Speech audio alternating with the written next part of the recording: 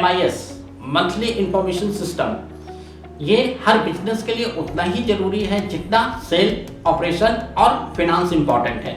लेकिन ये बिजनेसमैन इस महत्वपूर्ण बात को समझ नहीं पाते और अपने सिस्टम में MIS को इम्प्लीमेंट नहीं करवाते। मैं Manish Kumar Sinha cross business boundary में आपका स्वागत करता हूं। अभी तक आपने हमारे चैनल को सब्सक्राइब नहीं किया है तो चैनल को सब्सक्राइब कर ले और बेल आइकन जरूर क्लिक कर ले ताकि आपको नेक्स्ट वीडियो का नोटिफिकेशन आपको मिल जाए।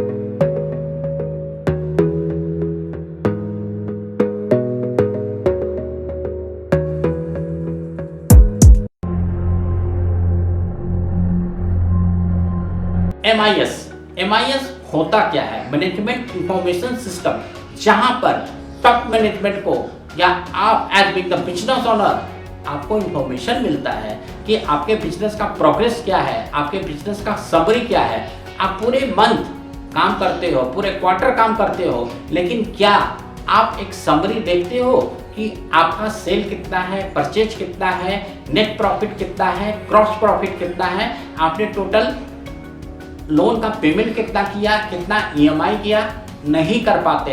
एट ए वन ग्लांस आप नहीं कर पाते। हाँ, छोटे छोटे टुकड़ों में आप डेटर्स, क्रेडिटर्स, लोन, EMI जरूर देखते हो क्योंकि अल्टीमेटली चेक आप काटते हो। पैसा आता है आपको पता होता है, पैसा जाता है आपको पता होता है, लेकिन एक फॉर्मेट में आप कभी भी इन इंफॉर्मेशन को एक जगह पुट नहीं करते और इसी के कारण आप बिजनेस पे ग्रो नहीं कर पाते। आपको करना क्या है? आपका जो भी सिस्टम है, जो भी अकाउंट्स में एक बंदे, दो बंदे, चार बंदे काम कर रहे हो या आपने अपने अकाउंट्स को आउटसोर्स कर रखा हो, किसी प्रोफेशनल के द्वारा अकाउंट्स मेंटेन किया जाता है, आप अपने सिस्टम जो इन हाउस है या आउटसोर्स है उनसे MIS का डिमांड करो। MIS होता क्या है? MIS सेल्स MIS हो सकता है, परचेज MIS हो सकता है, profit and loss account MIS हो सकता है, debtors and creditors collection report MIS हो सकता है, एसेचुटरी रिपोर्ट MIS हो सकता है। मतलब MIS का रूप और फॉर्मेट और यूटिलाइजेशन डिफरेंट हो सकता है और मैनेजमेंट अपने नीड के अनुसार MIS रिपोर्ट क्रिएट करवा सकती है। जो सबसे इंपॉर्टेंट चीज होता है कि इसका मैं टाइमिंग क्या रखूं। क्या मैं डेली MIS बनवाऊं, क्या मैं वीकली बनवाऊं, क्या मैं फोर्टनाइटली या मैं मंथली पर जाऊं। तो ये डिपेंड करता है कि आप कौन सा रिपोर्ट ले रहे हो और आपको कितने समय पर एनालाइज करना है। जैसे प्रॉफिट एंड लॉस अकाउंट आप डेली नहीं कर सकते, अगर करोगे भी तो उसका बहुत ज़्यादा इम्पैक्ट नहीं निकलेगा। लेकिन अगर आप मंथली बेसिस पर प्रॉफिट एंड लॉस अकाउंट को एनालाइज करते हो तब आप आइडेंटिफाई कर पाओगे कि आपका टोटल सेल कितना था, टोटल परचेज कितना था और प्रोडक्शन या कॉस्ट ऑफ सेल गुड्स कितना रहा, so that you can understand कि आपका ग्रॉस प्रॉफिट कितना है और नेट प्रॉफिट कितना है।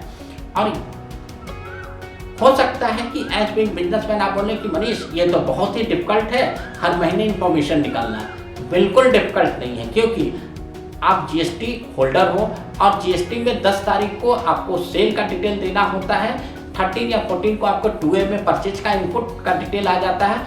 इसी के साथ आपको 20 तारीख तक सेल के ऊपर जो भी GST एप्लीकेबल होता है वो आपको पे करना होता है। जब आपके पास सेल का इंफॉर्मेशन है, परचेज का इंफॉर्मेशन है, तो आप मंथली PNL और मंथली प्रॉफिटेबिलिटी MIS क्यों नहीं बात कर सकते? आप कर सकते हो, सिर्फ आप में इच्छा शक्ति की कमी है। आप अपनी इच्छा शक्ति को दृढ़ करो, अपने अकाउंट्स डिपार्टमेंट जो इन हाउस है या आउटसोर्स है उनसे आप monthly profit and loss account MIS के रूप में मांगो। जो डेटर्स क्रेडिटर्स MIS है वो आप फोर्टनाइटली मांग सकते हो। कैश और बैंक का MIS आप डेली या वीकली बेसिस पर मांग सकते हो। ये डिपेंड करता है कि आपके ऑर्गेनाइजेशन में कितना ज़्यादा ट्रांजैक्शन होता है। अगर ये डेली 5 से 10 ट्रांजैक्शन होता है तो आप कैश और बैंक MIS को भी वीकली कर सकते हो, अदरवाइज आप डेली कैश और MIS बना सकते हो। तो दोस्तों आज हमने ये देखा कि आपके डिपार्टमेंट में MIS कब बनना चाहिए। अब ये आता है कि कौन कौन सा MIS, जैसा मैंने अभी तक आपको बताया, सेल्स MIS हो सकता है, प्रॉफिटेबिलिटी MIS होता है, डेटर्स एंड कलेक्शन का MIS हो सकता है। इस तरीके से इसका नेम बहुत है और इसके यूटिलाइजेशन भी बहुत सारे हैं। अब इम्पॉर्टेंट चीज़ है कि ये आपके ऑर्गेनाइजेशन में इम्प्लीमेंट कैसे होगा। तो इम्प्लीमेंट करने का सिर्फ एक ही तरीका है कि as being the management, as being the business owner, आपको दृढ़ संकल्प होना है कि आप वीकली बेसिस या फोर्टनाइटली बेसिस पर आपको MIS पर काम करना है। MIS का फॉर्मेट आपको तैयार करना है। अगर आप तैयार कर सकते हैं तो बहुत अच्छी बात है, नहीं तो आप किसी प्रोफेशनल का हेल्प लेके MIS का फॉर्मेट तैयार करें और उसी फॉर्मेट पर आपका अकाउंट डिपार्टमेंट इंफॉर्मेशन पुट करेगा और उसके बाद आप उसे एनालाइज कर सकते हैं। सबसे अंतिम एंड महत्वपूर्ण सवाल, चलो मनीष जी, मैंने तो MIS सिस्टम अपने ऑर्गेनाइजेशन में इम्प्लीमेंट करा दिया, एवरी वीक या एवरी फोर्टनाइटली MIS इंफॉर्मेशन मेरे पास आ रहा है। अब MIS आने के बाद मैं उसका करूँ क्या? आपको करना क्या है, आपको एनालाइज करना है। लाइक इस मंथ में आपका सेल हुआ 20 लाख का, लास्ट मंथ में सेल हुआ था 25 लाख का, then you have to identify कि ये आपका सेल रिड्यूस क्यों हुआ।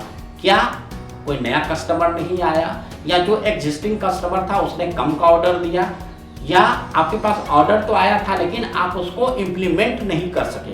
तो इस तरीके से आप बहुत सारी बातों पर एनालाइज कर सकते हो कि आपका सेल रिड्यूस क्यों हुआ। इसी तरीके से अगर आपका सेल इंक्रीज किया हो तब भी आप आइडेंटिफाई करो क्या ये जो सेल इंक्रीज है ये न्यू कस्टमर के कारण है, एग्जिस्टिंग कस्टमर के कारण है, या मार्केट में डिमांड बढ़ गया हो, या आपका कंपटीटर ने उस गुड्स को या उस सर्विसेज को सप्लाई नहीं कर सका इसलिए आपके पास नया डिमांड क्रिएट हुआ।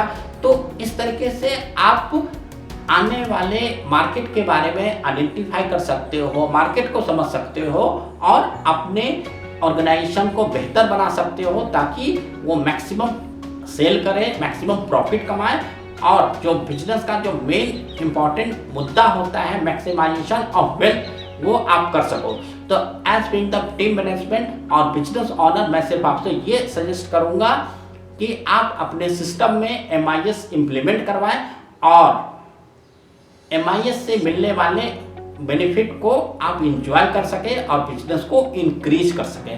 तो दोस्तों, अगर ये वीडियो आपको अच्छा लगा हो तो इस वीडियो को लाइक करें, चैनल सब्सक्राइब करें और बेल आइकन जरूर क्लिक कर लें ताकि नेक्स्ट वीडियो का नोटिफिकेशन आपके पास आ जाए। इसके अलावा अगर MIS से रिगार्डिंग आपके पास कोई भी सवाल हो तो आप कमेंट बॉक्स में सवाल पूछें, हम वहां पर आपका जवाब देंगे। Thank you. Audio Jungle.